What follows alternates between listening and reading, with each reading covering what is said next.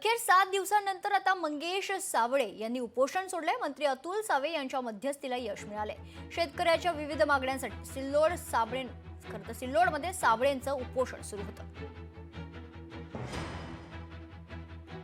मंगेश साबळे यांचं मागच्या 8 दिवसापासून उपोषण चालू होतं। शेतकऱ्यांच्या विविध मागण्यांसाठी त्यांनी हे उपोषण सुरू केलं होतं। आज त्यांच्याशी चर्चा करून माननीय मुख्यमंत्र्यांशी पण बोलणं झालं। मुख्यमंत्र्यांनीच मला आज इकडे पाठवलं। त्यांच्याशी चर्चा करून ज्या त्यांच्या मागण्या आहेत त्याच्यावर नक्कीच सरकार पॉझिटिव्ह विचार करेल आणि त्या सगळ्या सोडवण्याचा आम्ही पूर्णपणे प्रयत्न करू। 8 दिवस झालं उपोषणाला मंगेश भाऊ तिथं बसलेले आहेत, पण सरकारमध्ये असणारे प्रशासकीय अधिकारी नाही तर नेते अजूनपर्यंत इथं पोहोचलेले नाही।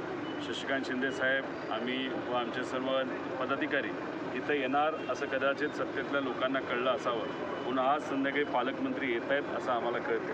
फक्त येऊन जाऊ नये, आल्यानंतर काय ते आश्वासन देणं फार महत्त्वाचं आहे। 8 दिवस एक युवा उपोषणाला बसतो, पण नाकातून रक्त यायची वेळ येते, तरी तुम्ही जर या शेतकऱ्याच्या मागण्यांकडे दुर्लक्ष करणार असाल तर या सरकारला हृदय नाही असं आपल्याला म्हणावं लागेल। लोकशाही मराठी ऐका, पहा, जागरूक रहा।